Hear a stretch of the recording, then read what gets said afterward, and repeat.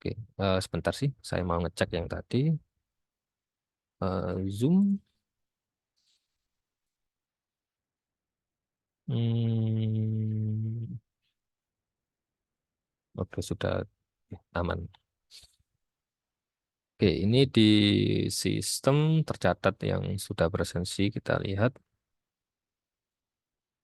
39, gitu ya. Oke, tadi di sini, oke, jadi materi kita kalau nggak salah tentang ini ya, sebentar saya cek dulu sih di grup apakah benar materinya ini. Sebentar ya, saya cek dulu. Lupa nggak ngecek di mana ya. Bentar.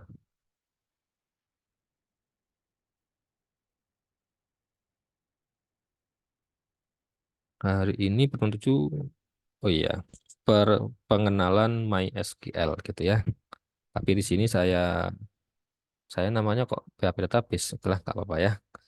Pengenalan MySQL. Tapi di sini anu ya, kita tidak membahas seluk-beluk MySQL dari A sampai Z ya, tapi kita secara umum MySQL itu sama kayak database-database yang lain gitu ya.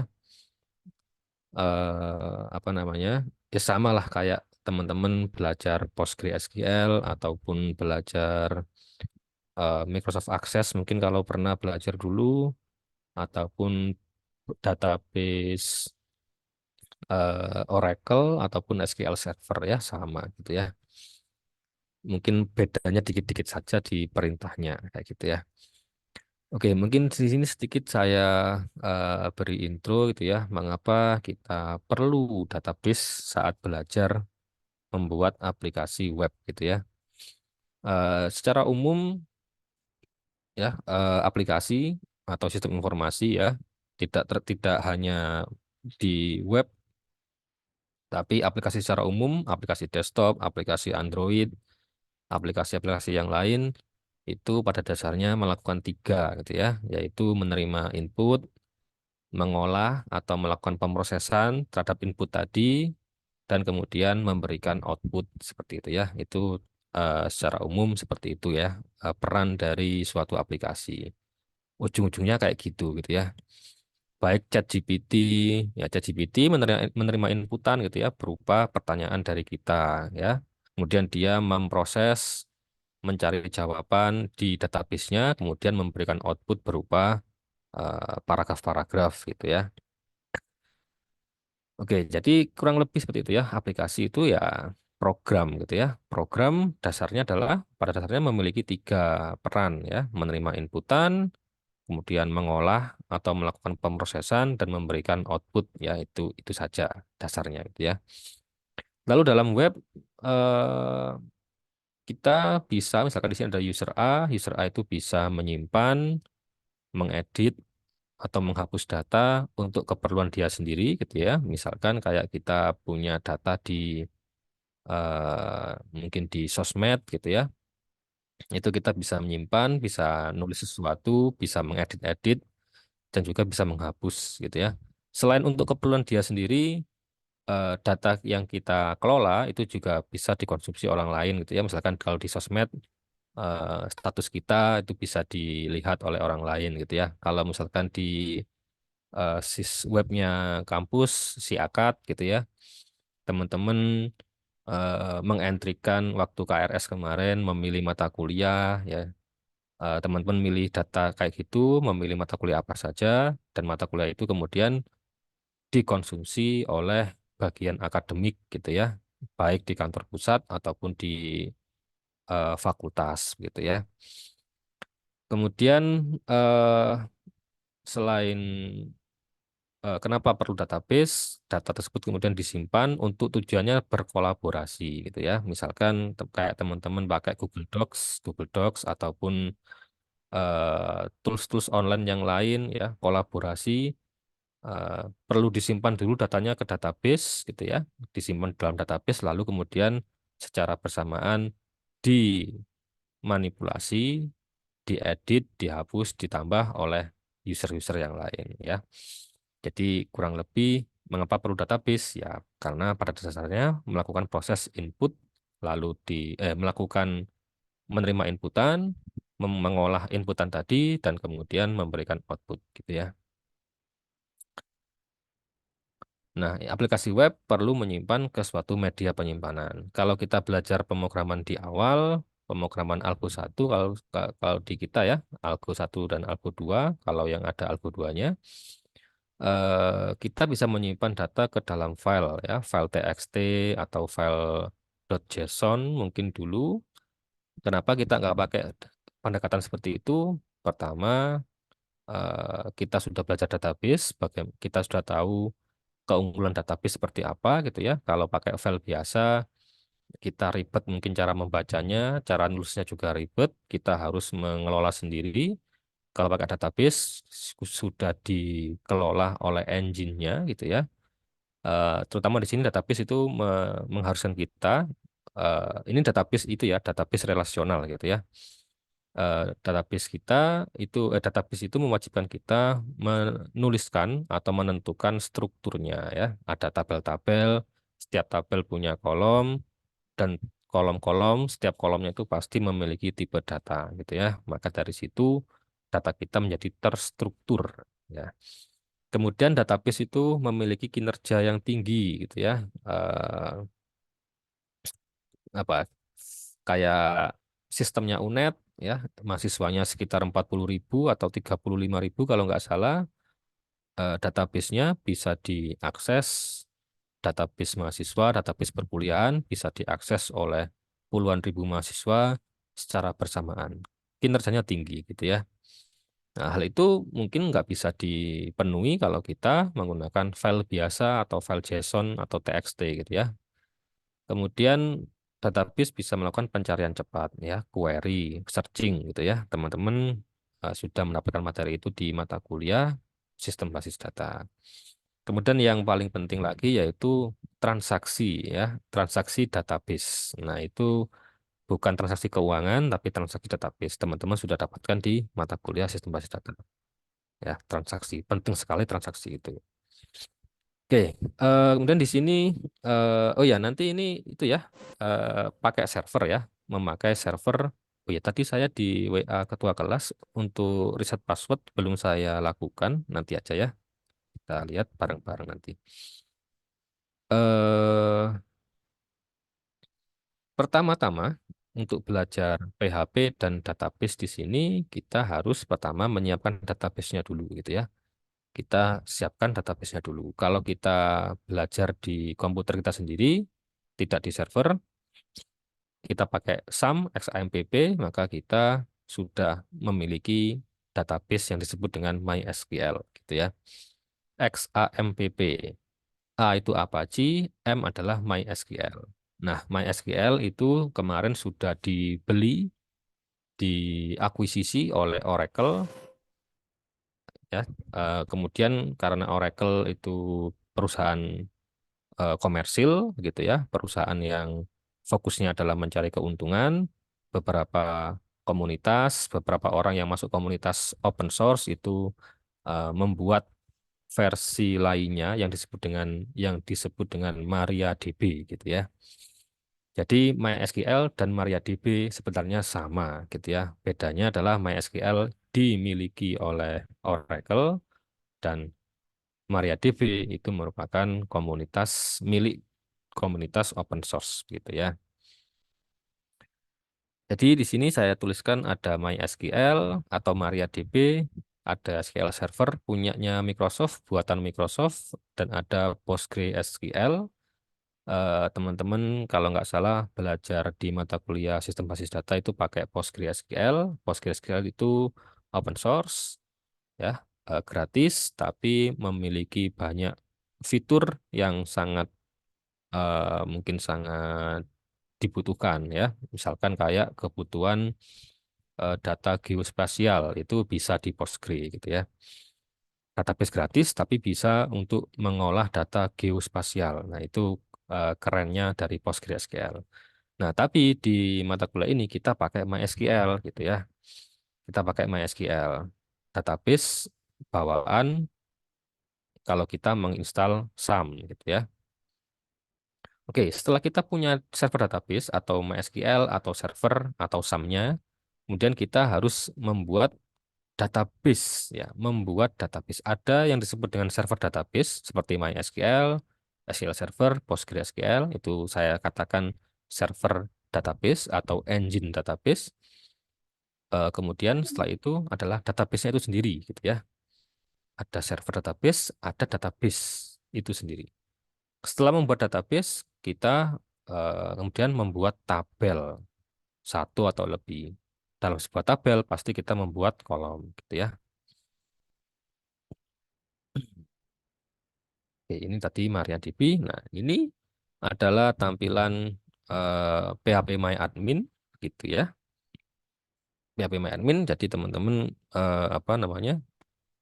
Kalau menginstal SAM dan SAM-nya sudah jalan gitu ya, kita bisa membuka localhost seperti ini.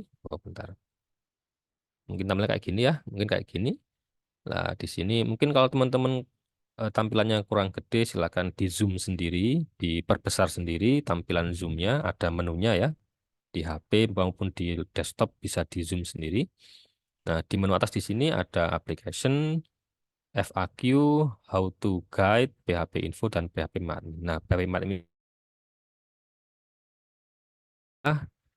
ini merupakan tools untuk mengelola database MySQL bawaan XAMPP gitu ya. Kalau kita buka tampilannya seperti ini. Nah, ini kita mungkin tampilan di saya mungkin berbeda dengan teman-teman. Intinya adalah kita akan membuat database baru gitu ya. Membuat database baru caranya adalah dengan kita klik di sini menu basis data. Kalau bahasa Inggris namanya database gitu ya. Lalu kita buat di sini nama database kita apa, lalu kita klik buat ya. Lalu kita klik buat. Itu kalau mau nyoba-nyoba di lokal gitu ya. Nanti kita akan lihat di versi server yang sudah disediakan di Fasilkom gitu ya. Nah, di sini setelah ini setelah kita menuliskan nama database kita di kotak isian di sini nama basis data gitu ya. Kalau kita klik buat, maka otomatis kita akan dibuatkan database baru. Misalkan di sini saya beri nama database saya adalah Web23 gitu ya.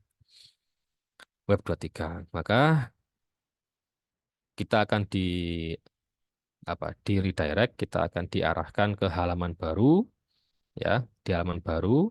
Di situ mungkin teman-teman bisa melihat tampilan seperti ini. Ya, ada title-nya di sini buat tabel gitu ya. Kalau bahasa Indonesia, kalau bahasa Inggris mungkin create tabel kayak gitu. Nah, di sini apa yang perlu kita lakukan untuk belajar MySQL di sini, yaitu teman-teman masukkan saja nama suatu tabel, gitu ya. Namanya terserah, yang jelas sebaiknya mengikuti aturan penamaan tabel yang sudah diajarkan di mata kuliah sistem basis data, gitu ya. Nah, pada contoh kali ini saya beri nama misalkan tracking kalori gitu ya, atau track kalori gitu ya. Saya tulis di nama di sini, di kotak nama, lalu saya klik kirim, gitu ya. Saya klik kirim, maka kemudian saya akan diberikan tampilan seperti ini kira-kira ya. Seperti ini kira-kira. Nah, di atas sendiri, di sini kita bisa mengubah nama tabel kalau memang kita nggak yakin nama yang kita pilih ini bagus gitu ya. Silakan diubah namanya. Kalau sudah bagus ya nggak usah diubah. Lalu apa yang perlu kita lakukan di sini yaitu kita perlu mengisikan nama-nama kolom gitu ya. Nama untuk kolom-kolom pada tabel yang akan kita buat gitu ya. Pada contoh ini saya membuat tabel tracking kalori, maka saya perlu membuat beberapa kolom. Misalkan kolom pertama adalah ID gitu ya. Kolom kedua misalkan kolom kedua itu yang ini, misalkan saya beri nama tanggal ya. Kemudian kolom ketiga misalkan adalah contoh saya ini pakai ya berat badan gitu ya. ID, kolom tanggal, kolom berat badan, dan kolom kalori gitu ya. Nah, kemudian setelah itu apa? Setelah itu teman-teman harus mengatur tipe data. Kalau di sini adalah jenis gitu ya. Pada kolom jenis, pada bagian jenis di sini teman-teman silakan mengatur tipe data yang sesuai yang yang teman-teman inginkan gitu ya. Jika tanggal mungkin tipe data yang sesuai adalah date atau date time begitu ya. Kalau terkait dengan nama-nama mungkin ya string atau varchar gitu ya yang di database di sini. Kemudian eh, nilai bawaan atau default value di sini pada pada ya kolom keempat di sini silakan diatur, dipilih apakah tidak ada ataukah nul ataukah teman-teman tentukan sendiri gitu ya. Maksudnya apa ini? Maksudnya adalah value yang nanti akan diterapkan kepada kolom ini jika user lupa menentukan gitu ya. Lalu setelah itu nullability, ya maksudnya adalah ini ya, tak ternilai di sini, silakan dicentang atau tidak gitu ya. Kalau kolom itu boleh bernilai nol, maka centang. Kalau kolom itu tidak boleh bernilai nol, maka jangan dicentang gitu ya. Lalu indeks atau mengatur dalam kolom indeks di sini kita bisa mengatur apakah kolom yang kita tuliskan ini berperan sebagai indeks atau primary key atau yang lainnya gitu ya. Dan di sini ada kolom AI. AI ini kepanjangannya adalah auto increment centang untuk kolom yang merupakan primary key gitu ya. Misalkan ID gitu ya, kolom ID kolom pertama itu adalah kolom ID. Kalau tipenya integer, maka kita bisa menggunakan auto increment. Kita centang saja auto increment, maka otomatis eh, primary key nanti akan memiliki auto generate value gitu ya. Lalu setelah mengisi semua, kita bisa menekan tombol simpan begitu ya. Sampai di sini apakah ada pertanyaan dari teman-teman? Ada ya. Oke. Ya jadi ini nanti eh, di anu ya, di ada tugas gitu ya. Silakan nanti tugasnya pasti berkaitan dengan database gitu ya. Setelah kita menyiapkan eh, database, kita membuat tabel, kita menentukan kolom-kolomnya apa, kemudian kita berpindah ke PHP, ke bagian codingan PHP gitu ya. Apa yang kita lakukan di sini? Di sini adalah kita mengatur informasi-informasi atau data-data yang penting yang diperlukan agar kode PHP kita bisa berkomunikasi dengan database kita. Dalam hal ini adalah MySQL atau MariaDB gitu ya. Informasi apa yang diperlukan? Yaitu informasi tentang lokasi server ya, di manakah server kita berada. Kalau kita nyoba-nyobanya di komputer kita sendiri, SAM-nya terinstall di komputer kita sendiri, kita bisa pakai nilai localhost ya, string localhost sebagai informasi lokasi servernya gitu ya. Kemudian username merupakan ya username database kita apa. Biasanya kalau SAM itu username-nya adalah root gitu ya. Kalau sudah pernah teman-teman ubah-ubah ya silakan diisi sesuai dengan yang teman-teman ubah gitu ya. Kalau saya nggak pernah mengubah konfigurasi SAM saya, gitu ya, username-nya selalu root gitu ya, dan password database saya selalu kosong gitu ya untuk database di komputer saya. Lalu DB name, nah di sini database yang kita buat tadi di contoh saya adalah web 23. Nah ini ada 4 informasi ini yang penting diketahui dan kita pakai ya. Setelah kita dapatkan informasi ini lalu kita pakai menggunakan fungsi mysqli_connect gitu ya. Nah, ini perlu teman-teman coba apakah beneran bisa jalan di komputer teman-teman atau tidak gitu ya. Kalau di komputer saya kebetulan bisa. Nah, silakan dicoba. Jika ada yang error, silakan ditanyakan gitu ya. Jadi ini ini bagian dari PHP ya, bukan HTML-nya, tapi ini PHP-nya ya. Kita tahu ini PHP karena diawali dengan simbol dolar, gitu ya. Kalau sampai tahap ini nggak muncul error, ya, saat kita buka di browser file PHP kita dan tidak ada error, maka bisa kita simpulkan koneksi kita aman ya. Kode PHP kita bisa terhubung, terkoneksi dengan database MySQL yang sudah kita siapkan. Seperti itu ya. Mungkin ada pertanyaan sampai di sini dari teman-teman?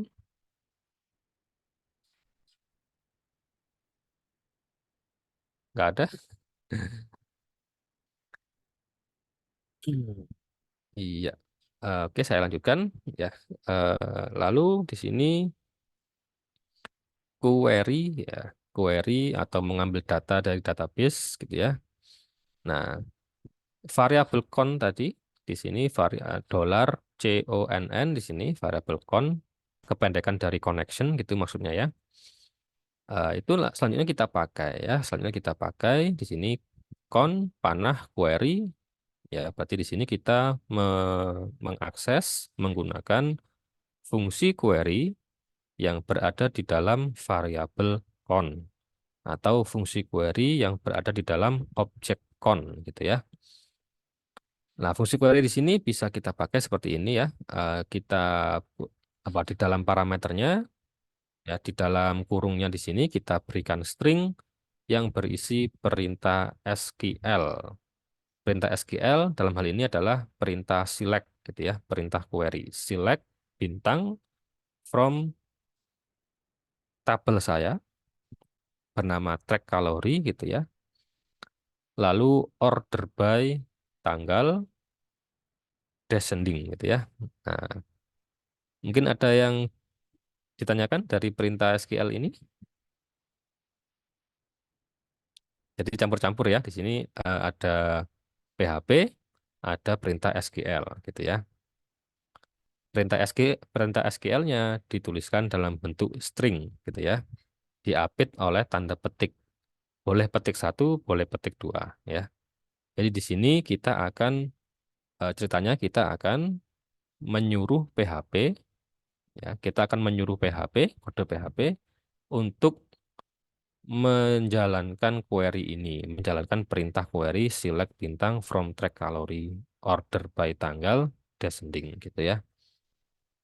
Kita akan menyuruh PHP menjalankan query ini ya. Lalu nanti hasil query-nya disimpan di dalam variabel dollar query seperti itu ya. Nah, ini tutorial ini ada di web banyak web di internet ya. Kalau ini saya ambilkan dari W3 School gitu ya.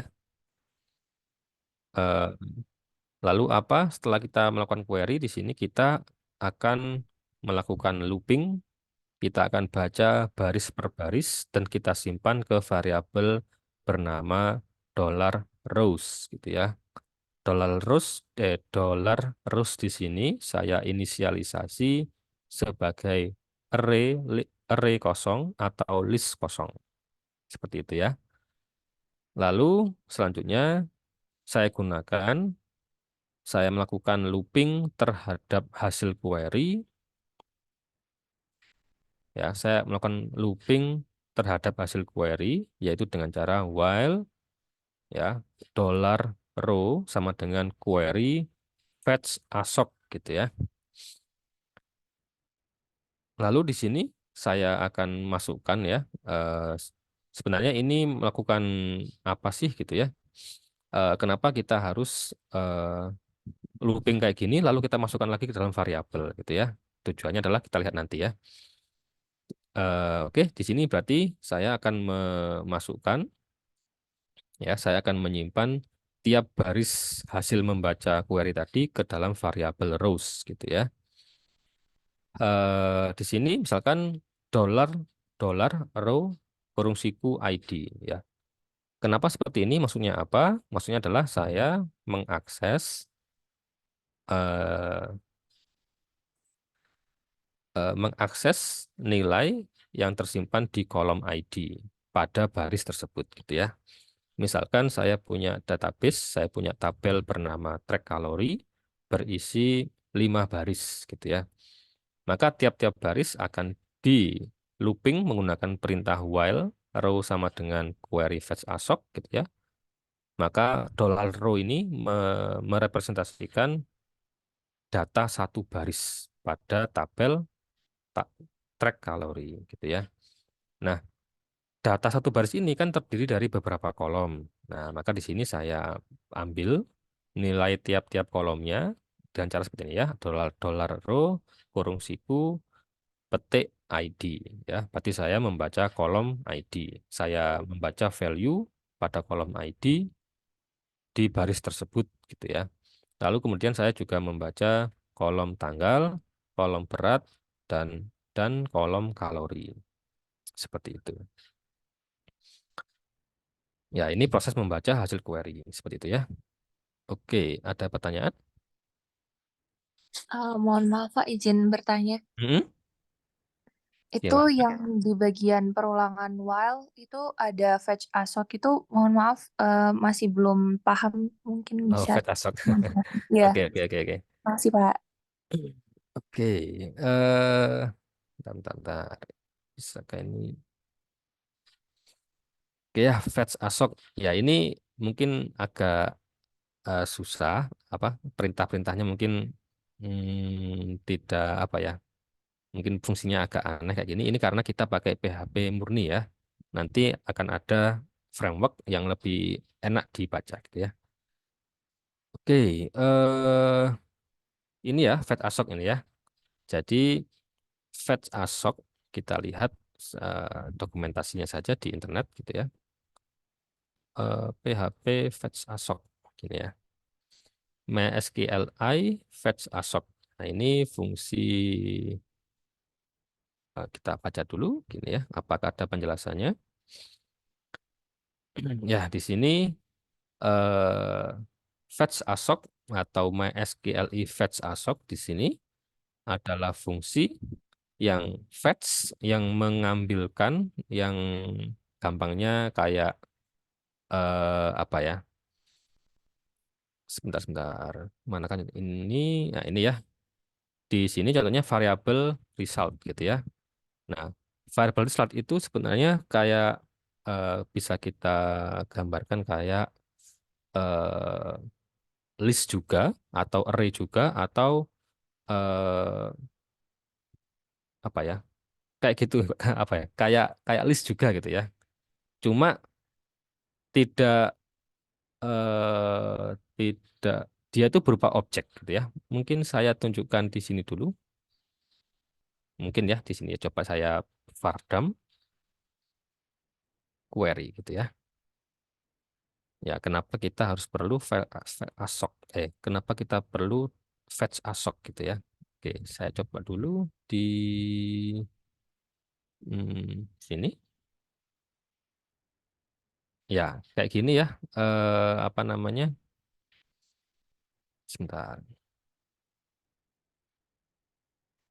Nah, ini ya jadi objek query itu apa tadi? Objek query. Bentar, saya agak bingung juga tadi. Ini ya, ini yang variabel yang menampung hasil query di sini, ini nggak bisa langsung kita baca baris per baris, indeks per indeks seperti list, seperti array ya. Ya, jadi nggak bisa. Kenapa? Karena coba kita lihat di sini ya, bahwa variabel yang menampung hasil query tadi memiliki atribut, saya gedein, memiliki atribut atau properti current field, field count, length, rows, dan type. Nah, ini nggak nggak ada yang bisa kita akses secara langsung untuk mendapatkan data dari database, data hasil query. Nggak bisa gitu ya. Tetapi objek ini sendiri, kok zoom? Ya, objek hasil query ini sendiri menyediakan fungsi bernama fetch assoc gitu ya. Fetch assoc. Fetch assoc itu mengambilkan satu baris dari hasil query gitu ya. Mengambilkan satu baris hasil query. Ntar saya pindah-pindah ke sini. Ini mana? Ini punya saya. Mana? Track kalori. Oke ya, di sini. Oke, biar gede. Kayak gini ya. Oke, jadi ini adalah isi dari tabel saya, track kalori gitu ya. Tadi saya mencontohkan menjalankan perintah select bintang from track kalori ya. Lalu saya simpan ke dalam variabel bernama query. Maka variabel query itu sebenarnya menyimpan semua baris di sini. Cuma nggak bisa kita baca langsung menggunakan indeks, indeks ke satu, indeks kedua, nggak bisa ya. Cara membacanya, kita membaca satu persatu dengan fungsi fetch assoc atau membaca semuanya sekaligus dengan fungsi yang lain ya. Ada fungsi yang lain, tapi dalam contoh ini saya contohkan membaca satu persatu baris per baris dengan fungsi fetch assoc ya. Jadi fungsi fetch assoc nanti akan membaca satu persatu gitu ya, dimulai dari hasil query baris pertama. Misalkan di sini saya masuk ke tab di sini. Ini tab SQL untuk mencoba-coba perintah SQL gitu ya. Order by tanggal dash kayak gini tadi ya. Saya jalankan. Nah, inilah hasil query-nya ya. Nah, fetch assoc nanti akan membaca satu persatu baris hasil query. Ya, pertama fetch assoc akan apa namanya? Akan membaca baris pertama ya. Baris kedua sampai dengan baris terakhir gitu ya. Jadi seperti itu cara kerja apa? Looping pada hasil query di PHP gitu ya. Kita pakai fetch assoc seperti itu. Jadi fetch assoc itu membacakan atau mengambilkan data s- dalam satu looping satu baris gitu ya. Di looping selanjutnya dia akan membaca baris selanjutnya dan seterusnya sampai dengan baris terakhir. Kira-kira seperti itu. Apakah sudah jelas jawaban saya? Iya Pak, berarti fetch assoc Eh, itu lebih ke mengakses tiap barisnya supaya bisa dibaca, terus dilakukan perulangan itu supaya bisa dibaca terus-terusan sampai akhir baris gitu ya Pak ya? iya, benar sekali. Kayak Oke, gitu. terima kasih Pak. Oke, sama-sama. Oke ya, jadi ini mungkin fungsinya kurang intuitif gitu ya. Tapi pada saat belajar PHP dasar gitu ya, inilah fungsi yang disediakan untuk bermain-main dengan database gitu ya. Nanti di pertemuan-pertemuan selanjutnya kita akan pakai framework Laravel yang query-nya lebih manusiawi gitu ya, lebih enak dibaca. Oke, jika ada pertanyaan silakan ditanyakan ya. Ini contoh melakukan looping terhadap hasil query gitu ya. Oke, saya lanjutkan. Ya, di sini setelah kita selesai memproses hasil query gitu ya, maka jangan lupa kita menutup koneksi kita ya, menutup koneksi kita ya. Ini kalau cuma dilakukan di satu komputer, rasanya menutup koneksi ini nggak ada efeknya ya. Tapi kalau sudah di deploy ke server, diakses ribuan orang, maka kalau kita lupa menutup koneksi, ini akan terasa sekali efeknya gitu ya. Database kita mungkin jadi lebih lemot, muncul error-error yang nggak jelas, dan lain sebagainya. Koneksi harus ditutup kalau sudah selesai gitu ya. Nah, kemudian setelah kita melakukan query, memproses hasil query, kita simpan ke variabel yang lebih sederhana, kita tutup koneksinya. Selanjutnya adalah kita menyajikan data hasil query tadi, gitu ya. Kita akan memberikan output kepada klien, kepada pengguna, yaitu manusia, berupa dokumen HTML, gitu ya. Nah, contoh di sini, contoh di sini ya, eh, saya membuat dokumen HTML di mana dalam salah satu bagiannya, dalam salah satu barisnya itu, saya membuat tabel gitu ya.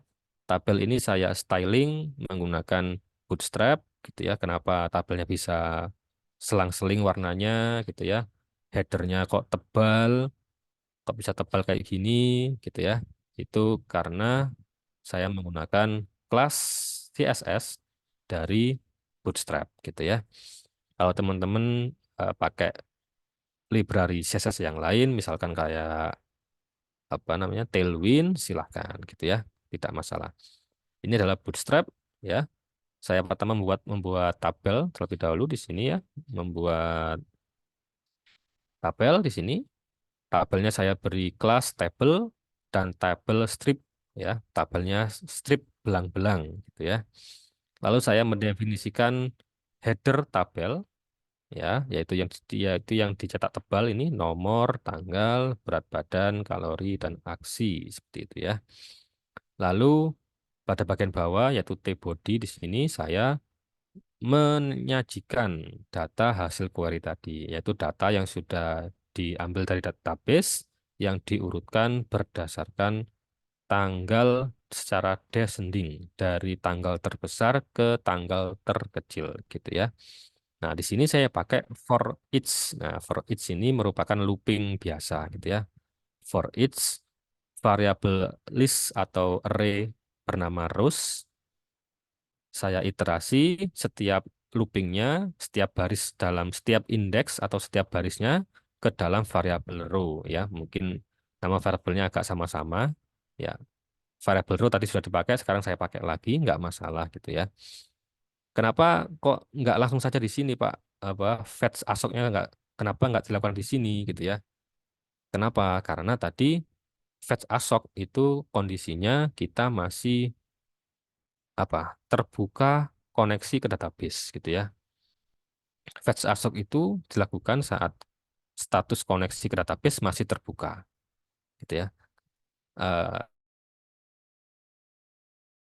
karena nanti akan campur ya, campur antara logik database dan logik penyajian data. Nah, itu kurang baik. Di sini saya fokuskan ke logik penyajian data, logic presentation gitu ya. Presentation logic gitu ya. Sedangkan yang di sini tadi ini fokusnya ke bisnis proses ya. Jadi bisnis logiknya seperti apa? Oh, saya membaca dari database. Dari database itu kemudian saya melooping tiap-tiap barisnya, saya simpan ke variable rows, lalu setelah itu saya tutup database-nya, selesai gitu ya. Nah, kemudian setelah itu saya sajikan datanya. Saya sajikan datanya menggunakan variable rows kayak gitu ya. Nah, for each ini merupakan salah satu perintah looping di PHP. Ya, di sini pertama saya membuat variable counter, tujuannya untuk mengisi kolom nomor di sini. Lalu kolom-kolom yang lain itu berasal dari variable rows kayak gitu ya. Variable rows as row. Berarti di sini saya melakukan looping terhadap bernama rows, di mana tiap loopingnya saya simpan ke variabel dolar row kayak gitu ya. Ya agak jelimet kayak gitu. Oke, kayak gini ya. Eh, mungkin sedikit sekali berbeda dengan proses looping sebelumnya gitu ya. Ada pertanyaan di sini dari teman-teman? Ya ini mas nggak ada ini ya, tidak ada proses secara lebih lanjut, cuma membaca dari database, lalu saya tampilkan di tabel kayak gitu aja. Oke ya, nggak ada yang aneh ya di sini ya. Ini cuma membuat tabel, tabelnya saya beri kelas, tabel, dan tabel strip. Ini berasal dari Bootstrap yang akan memberikan tampilan seperti ini, di mana headernya atau headingnya dibuat tebal dan tiap-tiap barisnya dibuat belang-belang gitu ya, strip strip gitu ya, belang-belang. Oke, itu menyajikan data dari hasil query. Selanjutnya adalah menyusun formulir ya. Formulir itu merupakan media untuk menginputkan data, ya, media bagi user, bagi pengguna untuk menginputkan data, gitu ya. Saya contohkan membuat formulir sederhana. Formulir ini eh, kalau disubmit akan mengirim data ke file yang lain, yaitu bernama handle_form.php, dikirim menggunakan metode POST, ya. Artinya data dikirim tidak terlihat di alamat URL gitu ya. Di URL-nya nggak kelihatan datanya, datanya dikirim menggunakan metode POST gitu ya. Pada form ini terdapat inputan tanggal, ya jangan lupa menuliskan atribut name gitu ya. Kalau name nggak diisi, maka nanti di server di PHP nggak bisa dikenali inputan ini gitu ya. Tipenya adalah date, berarti inputan ini menerima inputan berupa tanggal, ya. Kita lihat ini yang merupakan tampilannya. Di sini ada ikon tanggal otomatis dibuatkan oleh Bootstrap dan juga oleh defaultnya dari browser sudah ada biasanya ya. Ini bisa kita klik nanti akan muncul pilihan atau date picker gitu ya. Lalu berat badan tipenya kita harus memberi atribut name, saya isi dengan berat. Lalu tipenya adalah number gitu ya. Kalau tipe number maka cuma bisa diisi dengan angka. Tadi saya ngecek teman-teman tugas yang saya berikan kemarin itu ada yang apa ya, membuat inputan yang user itu harus menginputkan angka, tetapi tipenya masih teks gitu ya. Tipenya masih teks biasa. Tetapi oleh mahasiswa tersebut kemudian diberi aturan lebih lanjut menggunakan pattern gitu ya, atau pada sisi PHP di servernya yang dicek gitu ya, apakah semuanya angka. Nah, itu boleh, tapi kita juga bisa menggunakan atribut bawaan dari HTML yang bisa meningkatkan kevalidan inputan, yaitu menggunakan atribut tipe ya, tipe number. Kemudian saya membuat lagi yaitu inputan bernama kalori, name sama dengan kalori, dan tipenya adalah number, gitu ya. Lalu ada tombol simpan yang jika diklik akan menyebabkan formulir ini dikirim, gitu ya, dikirim ke file yang sudah ditentukan, yaitu handle form.php. Nggak ada yang aneh di sini, ya. Eh, Cuma form biasa. Sekarang sudah hampir jam 1 ya. Oh iya, sudah hampir jam 1. Kemudian, nah ini pada file handle form PHP, ya saya menggunakan fungsi kemarin, fungsi myPost seperti ini, lalu saya pakai untuk membaca masing-masing inputan. Ya, di sini saya membaca inputan bernama tanggal, saya membaca inputan berat, dan membaca inputan kalori. Saya simpan ke variabel berbeda. Lalu setelah itu, nah ini saya simpan ke database, ke tabel track kalori menggunakan ini menggunakan statement gitu ya. Ini bukan string biasa ya. Ini saya sebut cara yang lebih aman dalam melakukan proses insert ke dalam database di PHP gitu ya. Di bahasa-bahasa lain juga ada konsep yang sama gitu ya. Nah, di PHP caranya seperti ini ya. Jadi di sini perintah SQL-nya adalah insert into track kalori, lalu kolom apa yang saya insert, kolom apa yang akan saya tentukan nilainya, yaitu kolom tanggal, kolom berat, dan kolom kalori. Kolom ID nggak saya isi, nggak saya tentukan di sini karena dia adalah auto increment, nggak perlu kita isi pun nanti akan ada isinya sendiri gitu ya.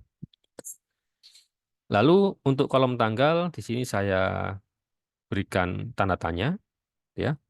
Kolom berat juga tanda tanya, kolom kalori juga tanda tanya. Tanda tanya ini kemudian akan kita isi menggunakan fungsi bind param ya. Pertama tadi adalah prepare, kemudian untuk mengisi tanda tanya ini kita akan menggunakan bind param ya. Setiap tanda tanya kita tuliskan di sini S ya. Berarti di sini ada 3 tanda tanya, berarti kita ada 3 S ya, S S S. Setiap S akan kita kaitkan, kita linkkan dengan variabel tanggal, variabel berat, dan terakhir S terakhir adalah variabel kalori. Ya, ini lupa nggak saya hapus. Sebentar saya hapus dulu biar nggak mana tadi? Ini nggak saya hapus lupa ya. Ini coba-coba tadi. Oke, kayak gini. Ya, jadi kayak gini kira-kira ya. Kita membuat statement dulu. STMT ini adalah statement, ya. Statement dibuat menggunakan fungsi prepare dari objek con, gitu ya. Prepare-nya apa? Kita isi dengan perintah SQL setengah jadi, ya. Yaitu insert into track kalori, tanggal berkalori, values-nya, tanda tanya, tanda tanya, tanda tanya. Setiap tanda tanya kita akan ubah, kita akan kaitkan dengan variabel tanggal, variabel berat, variabel kalori. Setelah itu kita panggil fungsi execute agar SQL statement tadi dan juga parameter-parameter variabelnya ini dieksekusi dan masuk ke dalam database, gitu ya. Ada pertanyaan sampai di sini?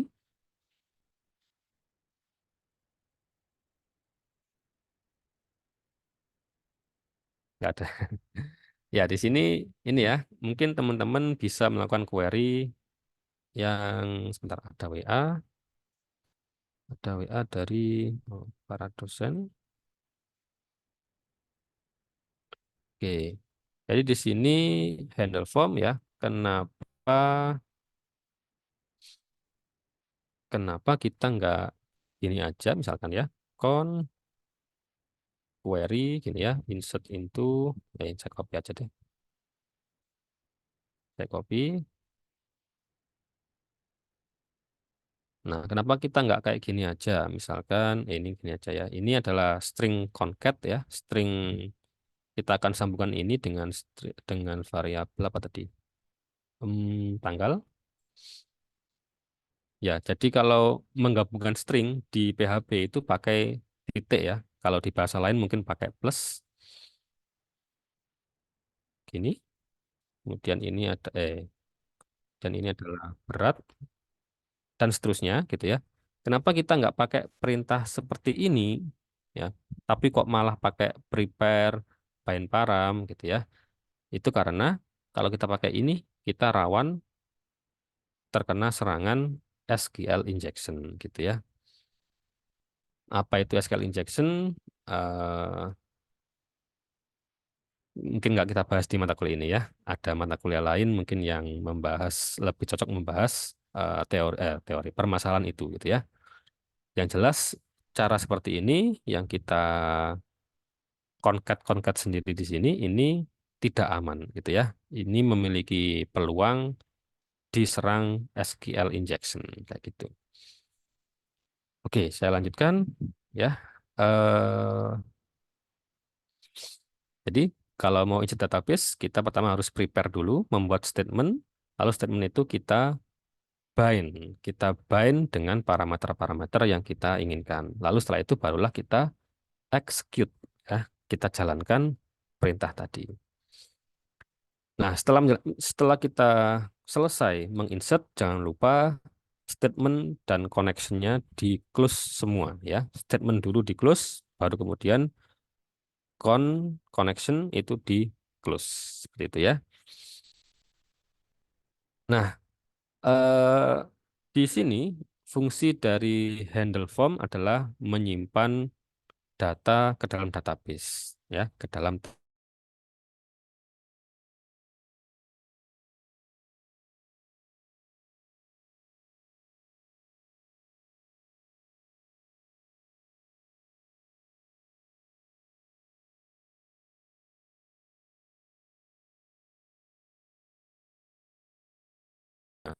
Untuk melihat data, tadi kan sudah ada di sini, gitu ya, sudah ada di slide yang ini, ya, membahas ini. Ini sudah ada, gitu ya. Maka daripada kita ngoding ulang, kita bisa menggunakan fungsi dari redirect. Ya, ini adalah redirect ya. Ini adalah redirect. Ya, redirect. Redirect itu kayak gini. Misalkan teman-teman membuka MMP, tapi teman-teman kondisinya belum login. Tiba-tiba teman-teman diarahkan ke login SSO. Nah, itu yang mengarahkan, memindahkan kita itu adalah namanya redirect, gitu ya. Kita diarahkan ke suatu halaman lain karena kita eh, tidak berhak ke halaman itu atau halaman itu memang tidak memiliki tampilan, tidak memiliki antarmuka untuk user, maka kita dialihkan ke halaman lain yang memiliki antarmuka lebih layak kayak gitu ya. Itu redirect. Misalkan saya coba di sini. Ini kebetulan saya ini aja ini saya hapus ya, ini nggak penting gitu ya. Oke, ini adalah file handle form saya ya. Saya membaca inputan-inputan. Ini saya baca inputan-inputan lalu saya masukkan ke dalam database gitu ya. Kemudian setelah saya insert ke dalam database, saya tutup koneksinya. Nah, apa yang terjadi kalau saya tidak meredirect? Mungkin saya cuma kayak gini, echo gini ya. Echo data disimpan. Mungkin kayak gini doang gitu ya. Kita coba seperti apa rasanya gitu ya. Di mana kata tadi page 1 mana ya? Kok lupa. Bentar, bentar, bentar.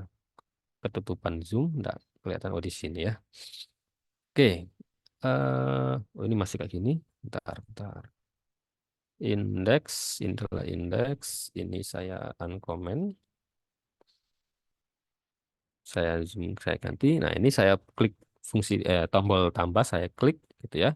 Lalu saya misalkan ini saya klik ikon kalender di sini akan muncul. Nah, ini merupakan bawaan dari browser ya. Tidak ada plugin spesial, tidak ada library spesial di sini. Ini cuma browser bawaan dari browser. Kita klik seperti ini maka muncul drop down atau date picker gitu ya. Ini mungkin saya biarkan kayak gini. Saya tekan tombol simpan. Kalau saya tekan tombol simpan, maka form ini akan dikirim ke file bernama handleform.php kayak gitu ya. Dan di dalam file handleform.php, saya cuma menyimpan data ke dalam database. Dan pada akhirnya di sini saya print echo data hasil disimpan gitu ya. Ini sama ya, kayak gini. Kita lihat, nah kalau responnya cuma kayak gini kan nggak asik ya. Masa user itu dikasih pesan cuma kayak gini. Ya halamannya putih kayak gini, lalu ada teks kecil data berhasil disimpan. Kan nggak asik ya. Mungkin yang lebih enak itu kalau kita arahkan user ke halaman lain yang lebih layak gitu ya. Dalam hal ini adalah kita melakukan insert dan kita ingin memastikan, kita ingin tahu bahwa data tadi beneran tersimpan ke dalam database gitu ya. Maka saya arahkan user ke file lain. File apa itu? Yaitu file index.php atau file yang tadi melakukan query semua data dan menyajikannya ke dalam tabel. Ya, nah di sini. Oke, kita coba ya, kita coba lagi. Oh, mungkin di sini saya kembali ke form ini. Saya ganti tanggal 10. Mungkin kayak gini, saya klik simpan. Nah, ya. Jadi tadi tetap nih dari form tadi itu masih tetap akan dikirim ke handle form PHP. Hanya saja sekarang handle form PHP itu setelah dia selesai mengerjakan urusannya, dia akan melempar user, mengarahkan user ke halaman lain. Nah, di halaman ini kita bisa lihat bahwa data sudah masuk gitu ya. Datanya sudah masuk. Tadi saya menginsertkan data tanggal 10, beratnya 85, kalorinya 4000. Seperti itu. Ada pertanyaan dari teman-teman?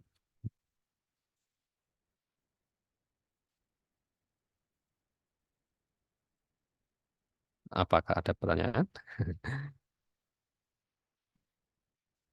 Nggak ada? Kalau nggak ada, saya lanjutkan. Oke, selanjutnya adalah kita membahas database pada server Fasilkom, gitu ya. Nah, ini silakan teman-teman login ke servernya. Di sini saya contohkan memakai ini ya punya NIM 1003, punyanya ketua kelas gitu ya. Silakan teman-teman login ke situ. Oh ya, sekalian sambil meriset password tadi, PBW. Itu tadi siapa tadi?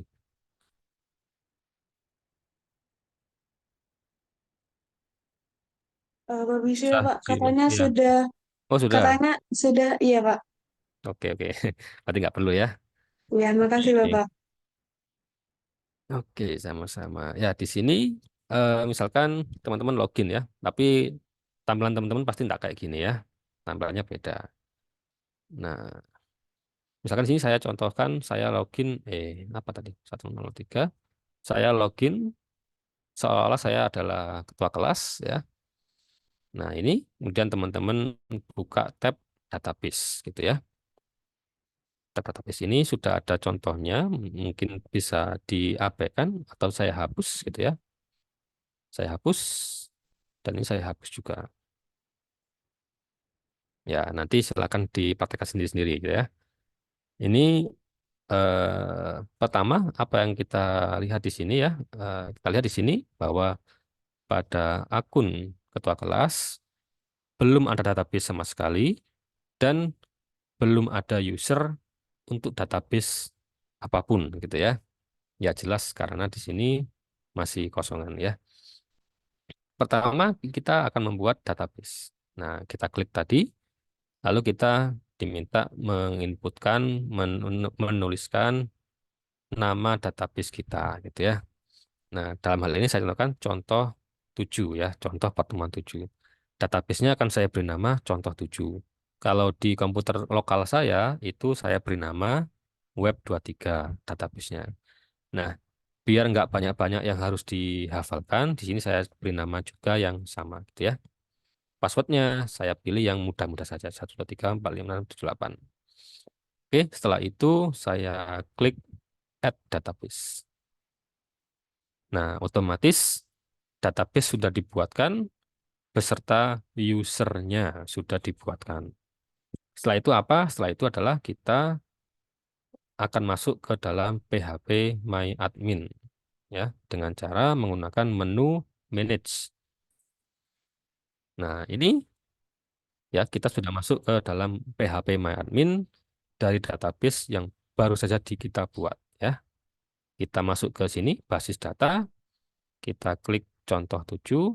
Nah, kemudian di sini kita membuat tabel baru ya. Sekarang tabelnya adalah eh, track kalori gitu ya. Gini aja biar sama dengan contoh di PPT. Nah, setelah itu apa di sini saya memberi ID, saya membuat kolom ID, membuat kolom tanggal, lalu kolom lagi apa tadi? Berat, mungkin saya ganti bukan berat tapi langkah dan ini adalah kalori gitu ya. Ini saya ganti dengan date, yang lainnya tetap. ID adalah primary key, auto increment, tanggal boleh kosong, berat langkah boleh kosong, dan kalori boleh kosong ya. Lalu tanggal biarkan, langkah kaki mungkin saya isi defaultnya adalah 3000 gitu ya. Kalori mungkin saya isikan 1000. Nggak tahu benar apa enggak, ya kayak gini. Saya simpan. Nah, oke ya. Tabel saya sudah berhasil dibuat. Kita lihat datanya masih kosong, nggak ada data sama sekali, gitu ya. Nah, ini sudah membuat database beserta tabel baru. Selanjutnya apa? Selanjutnya adalah kita upload codingan kita ke server. Ya, kita upload codingan kita ke server. Nah, tadi pagi sudah saya upload ke sini. Nah, ini di htdocs, lalu di sini contoh 7. Nah, ini mungkin perlu saya sesuaikan. Ini bukan contoh 6 tapi contoh 7, gitu ya. Jadi dari contoh codingan yang tadi sudah kita buat, yang perlu disesuaikan, perlu diganti adalah username, password, dan DB name gitu ya. Untuk server tetap bisa pakai localhost seperti ini. Mungkin di sini saya ubah juga biar sesuai. Ini adalah langkah. Ini adalah langkah kayak gini ya. Dan ini adalah langkah.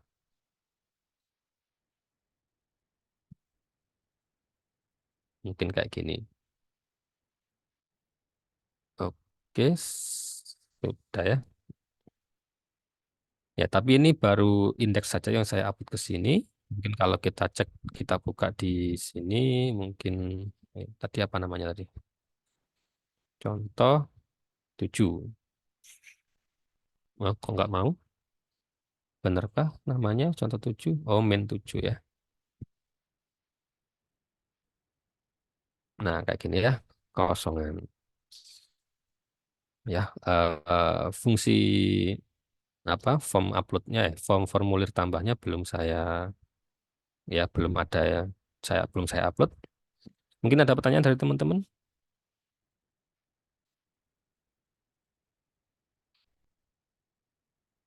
Nggak ada. Ini coba saya oke, kemudian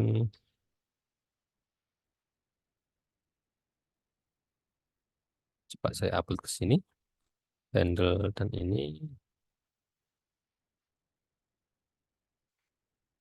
ya form dan handle form ini perlu diubah. Ini bukan berat. Oh, formnya juga perlu diubah ya. Ini adalah langkah. Ini localhost bukan contoh 7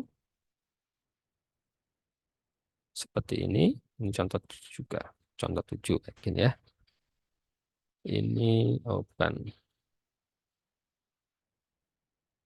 Ini adalah langkah dan ini adalah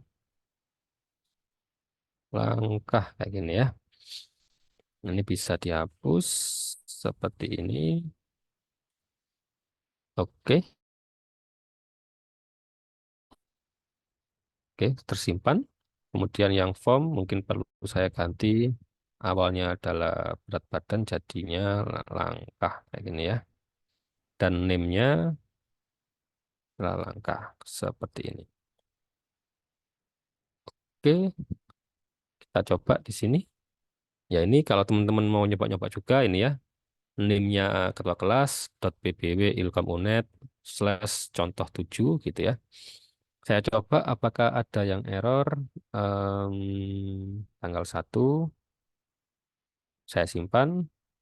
Oh, enggak error ya, sudah tersimpan di sini ya, bisa masuk. Kemudian tanggal 2 saya menginputkan langkah 3000, kalorinya mungkin 1000. Ya, datanya ngawur. Oke, masuk ya di sini.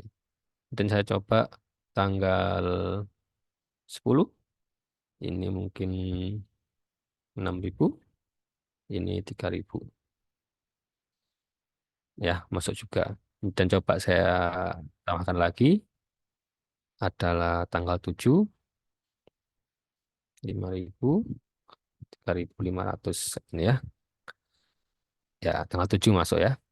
Kenapa dia berada di baris kedua? Karena tadi saya order by tanggal descending ya. Maka tanggal terbesar berada di atas, tanggal terkecil ada di bawah gitu ya, diurutkan berdasarkan tanggal.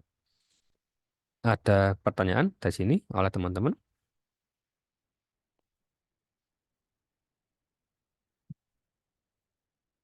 Oh iya, tugasnya ini ya.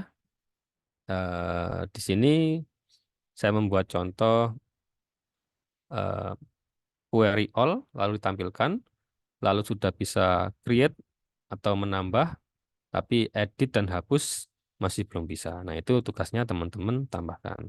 Lalu satu lagi mungkin yaitu bukan di yaitu visualisasi grafik ya. Ntar saya ubah lagi. Ini masih punya saya tadi. Contoh 7.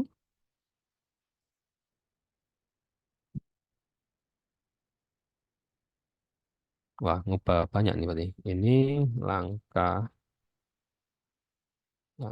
ngubah-ngubah lagi. Bentar. langkah, ini adalah langkah kayak gini. Saya simpan dulu. Ya, jika ada pertanyaan silakan ditanyakan. Langkah-langkah, lalu bukan berat badan.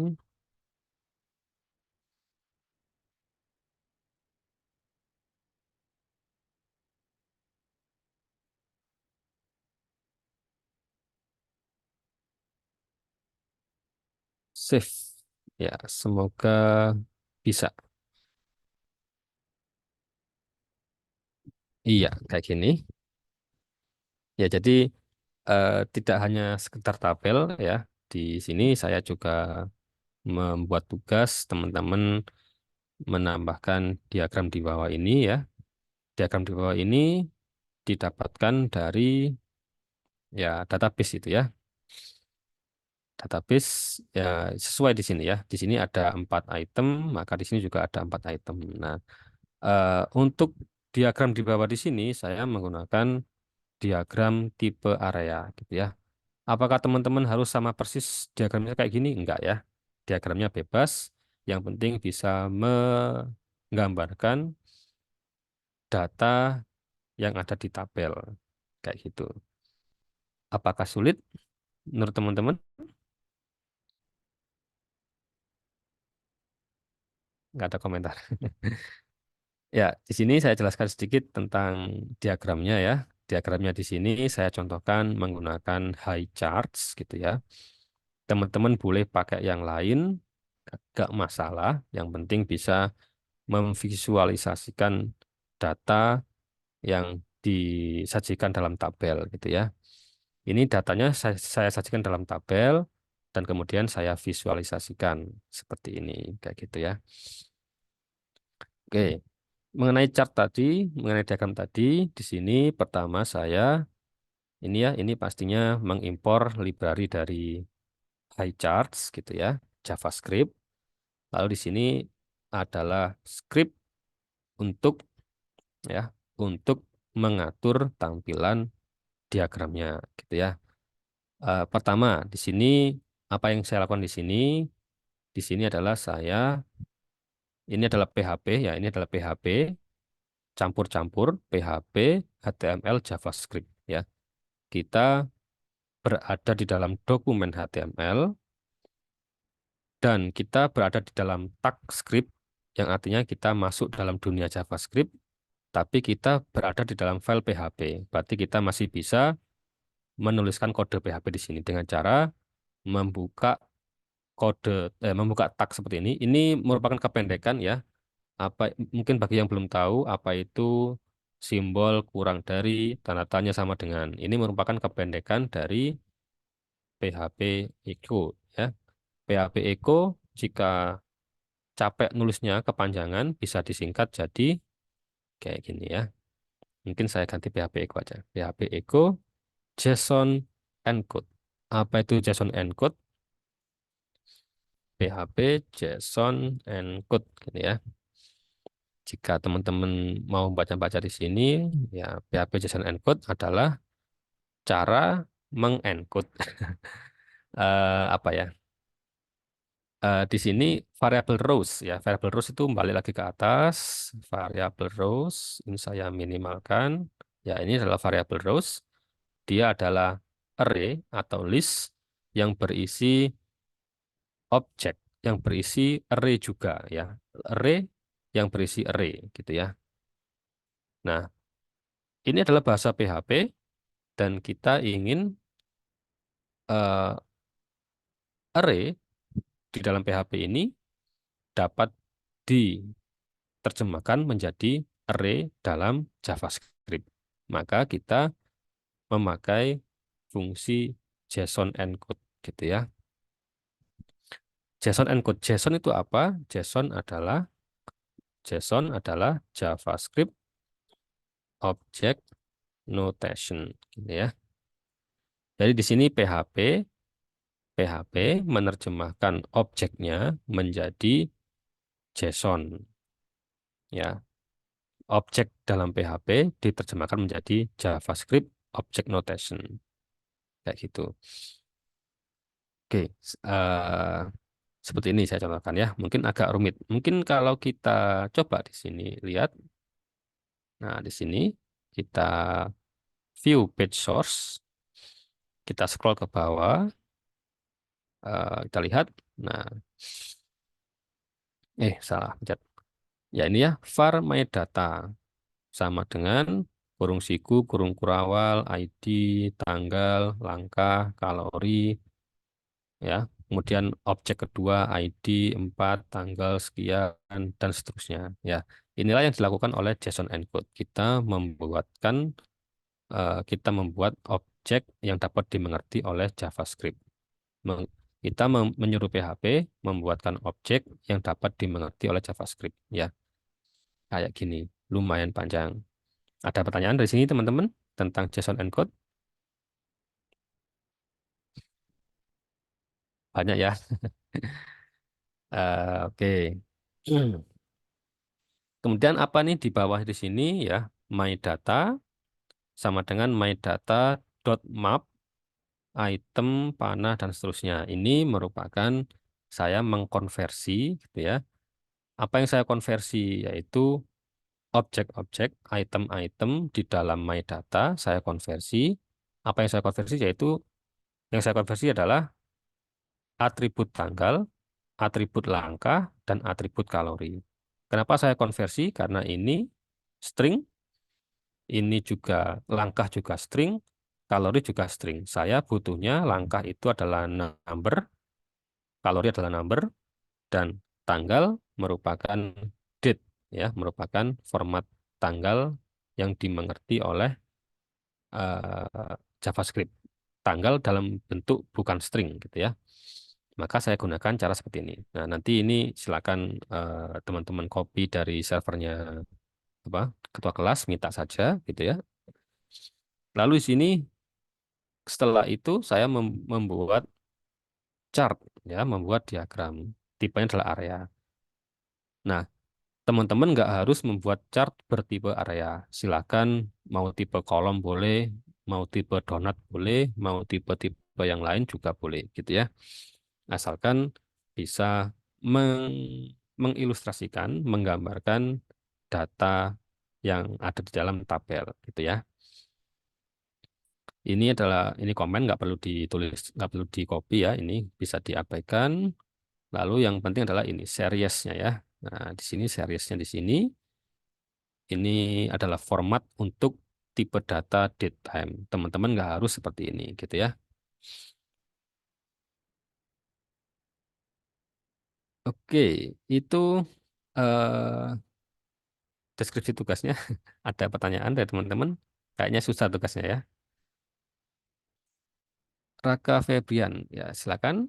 Izin bertanya, Bapak, itu untuk Ya, datanya itu harus data langkah atau bebas, Bapak?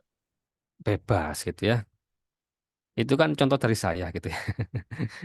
Jadi silakan teman-teman boleh membuat tema, mengambil tema apapun ya, nggak harus langkah. Tadi saya contohkan langkah ya.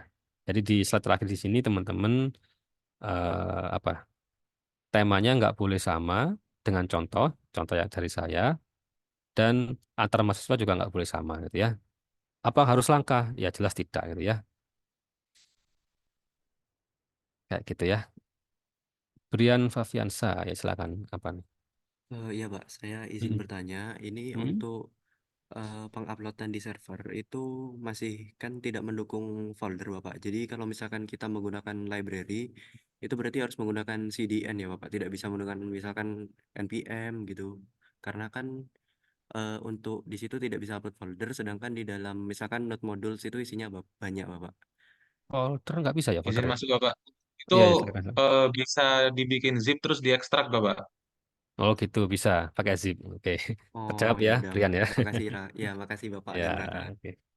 Oke. Kalau saya contohkannya pakai CDN ya, karena saya malas nuruti apa library dari internet, dan saya tidak memperkenalkan NPM ya karena mungkin terlalu jauh gitu ya. Kalau teman-teman paham NPM, silahkan gitu ya. Itu levelnya mungkin agak terlalu tinggi gitu ya. Jadi sini saya pakai CDN semua ya. Ini CDN, ini CDN, ini juga CDN ya. Librarinya dari luar semua. Oke, kayak gitu. Ada pertanyaan dari teman-teman?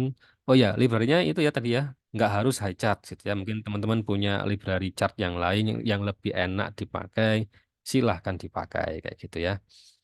Saya tadi kepikirannya pakai high chart ya sudah high chart contohnya kayak gini gitu ya. Oke, kayak gitu. Ada pertanyaan lagi dari teman-teman? Ini tadi, oh ya ini aku kelas ya. Oke, jadi ini chartnya sinkron ya. Kalau misalkan saya tambahkan data baru, misalkan tanggal 6 gitu ya. Tanggal 6 kayak gini. Langkahnya mungkin cuma 500, kalorinya mungkin cuma 1200 kayak gini. Saya simpan. Ya kayak gini ya. Nah, di tanggal 6 ada penurunan ya. Kenapa? Karena ya sesuai di sini ya. Tapi chartnya gimana nih? Oh benar sih, benar ya. Ini 10 April langkahnya 6.000, kalorinya 3.000 ya. Ini benar sih. Ya, benar-benar nggak salah. Oke, itu contoh dari saya ya. Contoh dari saya kan ini ada tanggal, ada langkah, ada kalori. Apa harus tanggal juga? Ya enggak gitu ya. Mungkin teman-teman misalkan kayak gudang, gudang menyimpan banyak macam buah gitu ya. Apel berapa, jeruk berapa, ada berapa kilo jeruk, ada berapa kilo apel, ada berapa kilo buah anggur, dan lain-lain. Itu kan boleh juga gitu ya. Dan itu nggak ada tanggalnya, nggak masalah gitu ya. Di situ berarti kategori ya. Kategorinya adalah apel, jeruk, anggur, dan lain-lain gitu ya. Kalau saya mencontohkan di sini adalah time series gitu ya. Nah, teman-teman nggak harus time series. Bisa pakai data-data yang lain. Adakah yang ditanyakan lagi oleh teman-teman?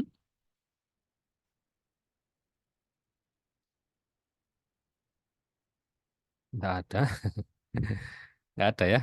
Nggak ada ini paham semua atau gimana? Nggak paham. Oke, di sistem tercatat 49 mahasiswa yang sudah presensi. Di Zoom cuma ada 42, 43 tadi ya. Naik turun segitu. Oke, adakah yang ditanyakan sebelum kita akhiri pertemuan kita hari ini?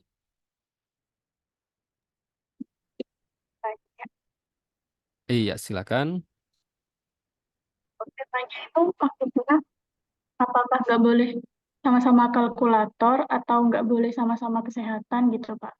Maksud utamanya itu gimana? eh Coba kasih contoh. Maksudnya masalah sama kesehatan itu maksudnya gimana?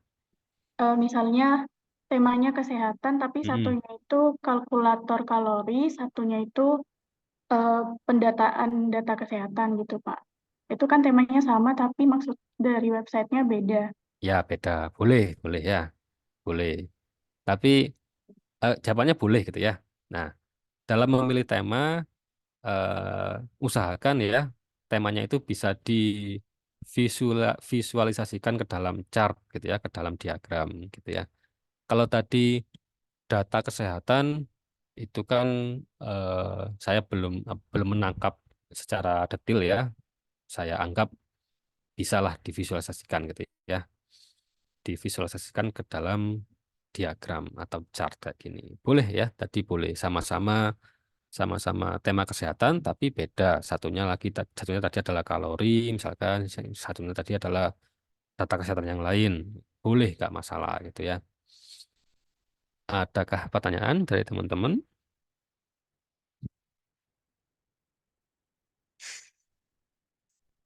Oke, baik, terima kasih, Pak. Ya, sama-sama. Oh iya, ini juga saya taruh di Git ya. Ini saya taruh di Git juga. Mungkin saya commit dulu. Operasi DB. Kayak gini, saya commit. Saya push.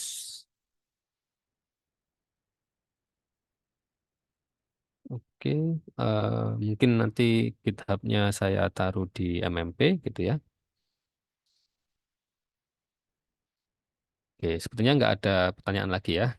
Kalau begitu bisa kita akhiri. Hmm, oke, bentar. Saya stop share, saya stop recording.